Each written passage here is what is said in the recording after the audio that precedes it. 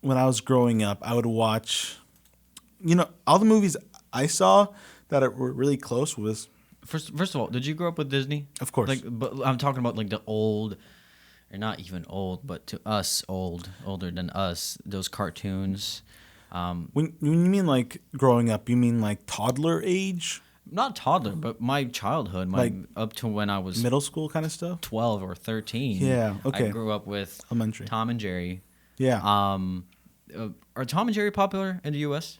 Yeah. Do they air on TV and everything? Maybe in the early mornings. Because I do remember I grew up Some with channels. Cartoon Network. Yeah. But Tom and Jerry was not on Cartoon Network. There was a different network show where I was growing up, and that's Macedonia, and it was well, to us it was called Boomerang. Yeah, we had the same thing. You did? Yeah. In the US here? Boomerang. Okay, good. Well, I preferred Boomerang over Cartoon Network. Oh, okay. And I do remember, even like sometimes my parents did not like me watching Cartoon Network because they thought it was violent. Yeah. Especially and to me it was fine. I was a kid. I didn't really know much about it. But you remember Courage the Cowardly Dog? I love that show, dude. I did too. But It's my scary. parents thought it was violent, and I don't even remember I think why. for but- that show, I think that animation style was kind of too detailed. Where sometimes they'd like show these animations about like really simple design, but then when they're trying to scare someone or make someone look scary, they really put details in like their wrinkles or their eyes being a different color and a different like style of It was cartoon. a bit more. I don't want to say uncensored, but it was kind of like just very out there. It's not really like Scooby Doo, for example. Scooby Doo was scary. It was a mystery. There was always chasing someone, but everything was just kind of a monster. But the monster was it wasn't really a scary monster. Those are two different cartoons of dogs in a scary scenario. Mm-hmm. I remember the first time. Sorry to interrupt you, but I remember the first time I went to Disneyland. Very, very first time. And before that, I've been to amusement parks where they have like the horror house or whatever. Yeah. You walk into the house of horror or terror. The haunted house. And the haunted houses. And they were actually legitimately scary. Okay. Like they would actually, like you walk in and then there's a guy sitting on an electric chair like in front of you. Yeah. And however, I went to Disneyland and I honestly didn't know what to expect. And I went in. I remember it was like, what's their horror house called? There's one that's all across the Disneylands everywhere, or Disney Worlds, or whatever. Haunted Mansion? It's like you walk in and it takes you to Haunted the basement. Mansion.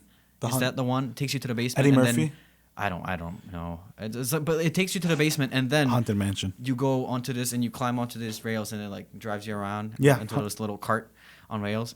So Haunted Mansion. I was in, and I was expecting when I was in Disney. I was like, this is gonna be scary. This is this is the real thing. This is Disneyland. It's big. And then when I was there, and I was kind of older.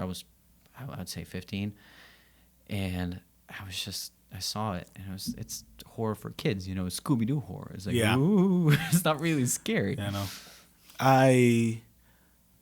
I really like Courage the Cowardly Dog, and Scooby Doo is a classic. They keep remaking Scooby Doo. They just made that new movie. Still, right? They're still remaking Scooby Doo. There's that new movie Scoob out there. You know what I mean? Mm-hmm. And they have a style. They follow it, and it's repetitive. And I guess Scooby Doo is good because obviously it's going cross generations from like when it originally started in the I can't remember 60s, 80s.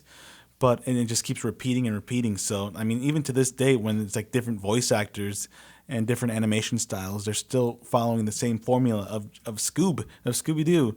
And if you ask me, growing up, Scooby Doo wasn't scary, but it did, and it tried to be scary. I mean, what did you say? It tried to be scary because they would add these monsters and ghosts, but in reality, it's just like a mask. Yes.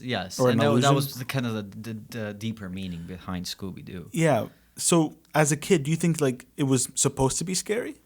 I was scared when Really? I was like 4, 5, Yeah. 6, 7. Okay. When your imagination runs wild and you're just kind of, I'd be alone. It's 9 p.m. You're watching the last of the cartoons. Yeah. If I remember correctly, it was when I was growing up. Cartoon Network stopped at 9 p.m. And then to Adult and then it Swim. went into not adults. It was old black and white Texas films. Like I did not know not Texas that. films. Oh gosh, Western? Westerns. Yes, Westerns, Westerns Westerns. films. I don't know. It was the TTCL TL. You got me. It's a TMC or something. It was a popular Western channel, Okay. black and white channel. And so I'd watch the last Scooby Doo that was on there, and it would be about a monster, and it's in the water or something, and they have to discover what it is, and then I wouldn't be able to go to bed. I'd just be kind of thinking about the monster and what if it actually exists, Okay. and then you're like thinking, well, how did they think of that? Yeah. It had to have been real for them to think of. You know, when you're 7, your imagination doesn't really, or your mind doesn't really work that great, and you're thinking, oh gosh, I remember I was like, sometimes my parents would pre-record Scooby Doo episodes for me on the TV. Like the TV itself had a little record button that you can press, and then I was talking to someone about something, and then I like looked at the TV. And I was like, what if they can hear me? The people, The people on the TV, and I was like, well, it makes sense because they're recording it and they're recording sound. How would they record the sound if it's not? And I always kept my mouth shut when stuff was recording on the TV, so that the people from the TV wouldn't hear me. Oh my god. When you're a kid, anything seems plausible. Or for me, when looking back at it, I could see stages. Maybe like if you look really far into it, I could be scared of Scooby Doo when I was like really, really young. But when I'm talking about looking back in general, like right now, I would probably say that Courage the Cowardly Dog scared me more than Scooby Doo. Because it was just creepy, dude. It was eerie. It was. It was like, I remember. they talk about, they really know how to scare you. They're like, they put you inside like a dark cave, and you felt like you're in there. You felt like you're there with Carriage trying to find Muriel. Muriel, the grandma. Yeah, like, It was always the sweetest grandma. and then there's ever. Eustace. Was that the grandpa? The grandpa. That was Stupid always- dog. You make me look bad. But I love that, and it was always creepy and eerie because he was alone. He didn't know how to communicate, even though he tried to communicate by doing all these weird faces.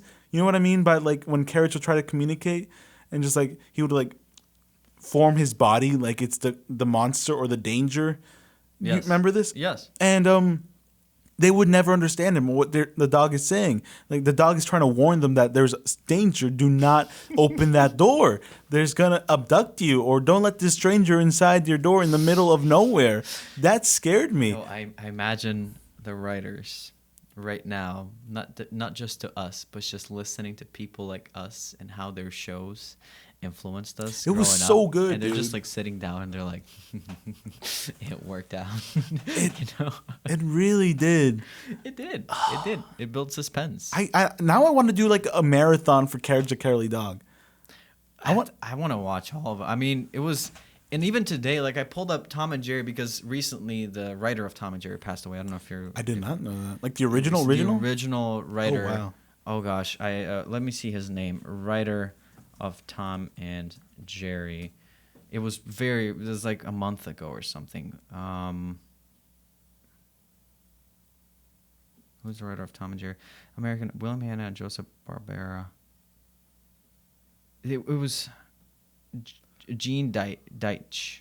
This is the person, and it's April 20th, 2020. And so, yeah. Sometime you want to come over and watch Tom and Jerry and Courage the Cowardly Dog? I actually pulled it up because of him. You see, that's him, American illustrator.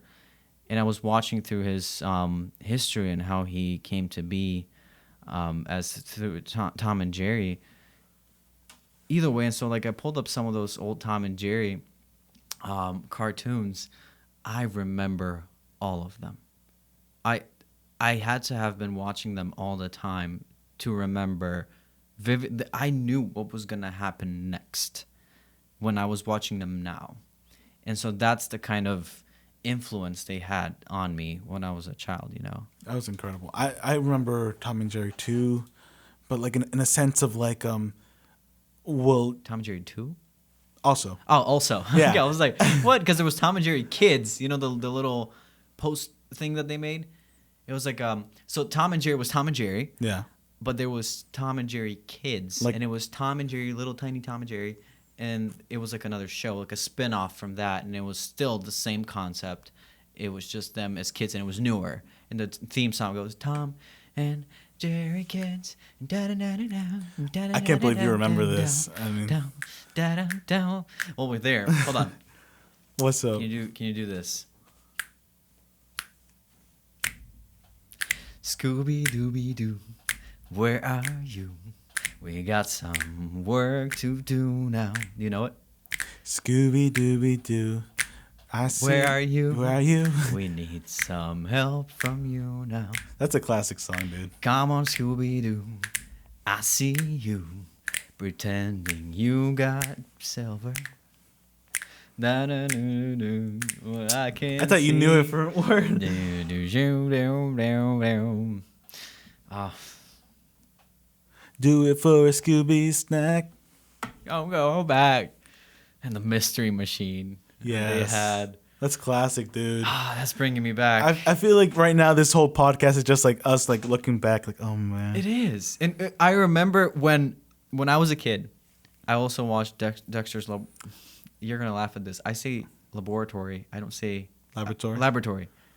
Laboratory. Get to the Because I remember him saying laboratory. Didi, get out of my laboratory. What accent is that? Because I don't know, everyone Didi, was like laboratory. a hard, like classic American accent. I you was too young to know about know? accents. You know, like some like, Austrian maybe. You know, I could search it. Dexter's accent. laboratory. You see, it's laboratory. I can't say Dexter's the laboratory. laboratory. Didi, get to my laboratory. Is it Mandark's sister trapped in a... He was always doing this. He sounds like he has the accent. Hold on. Dexter? Yes, sir, Yanni. I'll be burning the midnight oil tonight for sure. What's that accent? It sounds like something like Despicable Me. You know the Gru's accent. Despicable Me. Which movie? Oh, yes. Gru. Yes. It sounds like him, but as a kid. But, Hold or on. like It a was different tone. Although he comes from a typical American family, Dexter speaks with a thick accent of intermediate origin. Describes it as an affection of a kind of accent. We're not quite sure. All scientists are foreign and have accents. It's not a German accent. It's just Eastern European. Well, But there it's you go. also very just kind of... Oh, I turned it off. But it's also just kind of very much ironed out so Yeah. that everyone can understand it. That's true. It's just that's another classic show. You know, it feels like what is it? The main premise, Dexter is building something, Building stuff in his laboratory. and his sister would like bug him and like annoy him and maybe like stop. Ooh, what does this button do? And Didi. And I remember I begged my parents to make my childhood room into my laboratory. Really? I did every day. My mom thought it was stupid. I was like, no, I have to have. She's like, why? She's like, please. But why? I need one. What are you gonna do there? I don't know. I'll just be Dexter. Whatever. It's like he does the little spinning thing all day. I can do that too. I just one nail, just one screw. Ding. I come back home Ding. from school, just That's a good day's work. just like, oh boy. But for me, when I was growing up, my parents would they'd sometimes want me distracted or so they'd put like a VHS on the TV, and it'd be like Disney, or sometimes in this case, I remember having a VHS once of purely Dexter Laboratory episodes, and there was this one about that I can remember to this day about him getting the chicken pox. I don't know if you remember this episode, but I don't. it stands out to me because I don't know if it's a spoiler, but he who gets a chicken pox, and then suddenly towards the end, Wait, Dexter gets the chicken pox? Dexter Okay. gets the chicken pox, and suddenly, towards the end of it, he starts scratching and scratching because he'd start like get the urge because I need to scratch. Did you ever get the chicken pox? Yes, but I kind of remember that episode. And eventually he started scratching and scratching and started making these close-up faces, and he would start to satisfy himself by scratching all over the place. And towards the end, he turns into a chicken. Oh. It's like a weird transformation. See, those are kind of like also have a deeper meaning, and it's all like it's like for the adults. I remember when I was a kid, I had chicken pox, and my parents would tell me, "Don't scratch them.